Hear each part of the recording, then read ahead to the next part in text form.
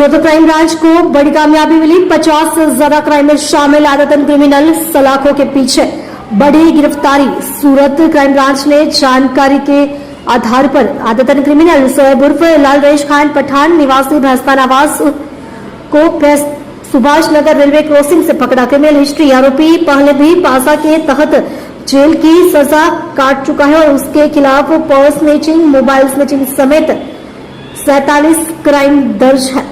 Jail से छूटने के बाद फिर एक्टिव 2 महीने पहले जेल से छूटने के बाद आरोपी ने फिर से अलग अलग इलाकों में से 3 से 4 पर्स और मोबाइल स्नैचिंग की वारदातें की। हथियार के साथ वीडियो वायरल। आरोपी ने तलवार जैसे जानलेवा हथियार के साथ वीडियो बनाकर सोशल मीडिया पर वायरल कर दिया था और लोगों को धमका रहा था, जिसके बारे में डिंडोली थाने में केस भी दर्ज है।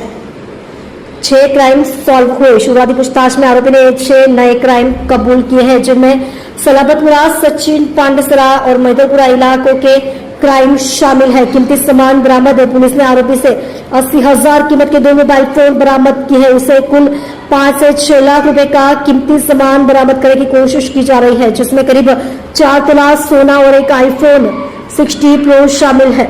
मुख्य टारगेट एरिया आरोपी खास तौर पर सूरत के मैदरपुरा और सलाबतपुरा इलाकों को टारगेट कर रहा था। पुलिस कार्यवाही आरोपी को हिरासत में लिया गया है और कल रिमांड रिक्वेस्ट के साथ कोर्ट में पेश किया जाएगा। फिलहाल क्राइम ब्रांच उससे आगे की पूछताछ कर रही है। पुलिस कमिश्नर सूरत शहर द्वारा एडिशनल पुलिस कमिश्नर सूरत क्राइम ब्रांच द्वारा सूरत क्राइम ब्रांच ने અનડિટેક્ટ ગુનાઓ અને ઓર્ગેનાઇઝ ક્રાઇમ કરતી ગેંગો વિરુદ્ધ કાર્યવાહી કરવા માટે અને અનડિટેક્ટ ગુનાઓ શોધી કાઢવા માટે સતત માર્ગદર્શન અને સૂચના આધારે સુરત ક્રાઇમ બ્રાન્ચના પોલીસ ઇન્સ્પેક્ટર H.A. સિંધા દ્વારા એક બાતમી મળી હતી કે 2 માસ અગાઉ જ તે મોબાઈલ સ્નેચિંગ, પર્સ સ્નેચિંગ અને પાસામાંથી છૂટેલો શોએબ ઉર્ફે લાલરેશ ખાન પઠાણ જે ભેસ્તાન આવાસમાં રહે છે અને પર્સ સ્નેચિંગ, મોબાઈલ સ્નેચિંગના અગાઉ 47 જેટલા ગુનાઓમાં પકડાયેલો છે। આ ઇસમ છૂટ્યો છે અને ફરીથી એને 3 થી 4 અલગ અલગ જગ્યાએ પર્સ સ્નેચિંગ અને મોબાઈલ સ્નેચિંગ કર્યા છે।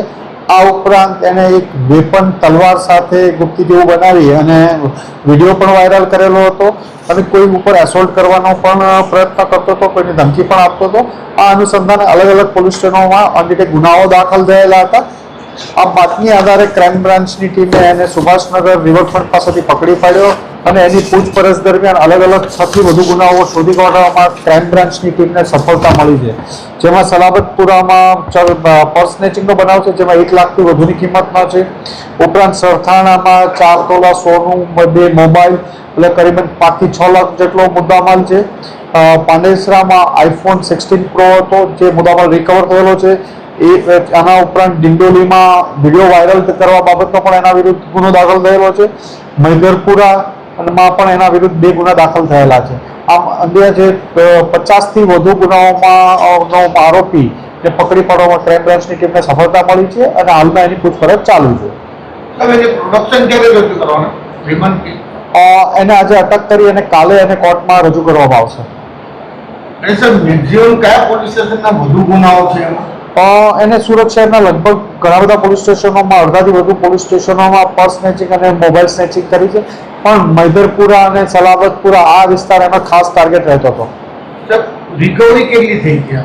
અત્યારે એની પાસેથી આપણને 2 ફોન મળી આવ્યા છે 80,000ના અને હજી એને પકડીને લાવ્યા છે। એની પૂછપરછ ચાલુ છે। પ્રાથમિક પૂછપરછમાં સાહેબ શું જણાવે છે? એને 6 ગુના કબૂલ્યા છે પ્રાથમિક પૂછપરછમાં। 6 ગુના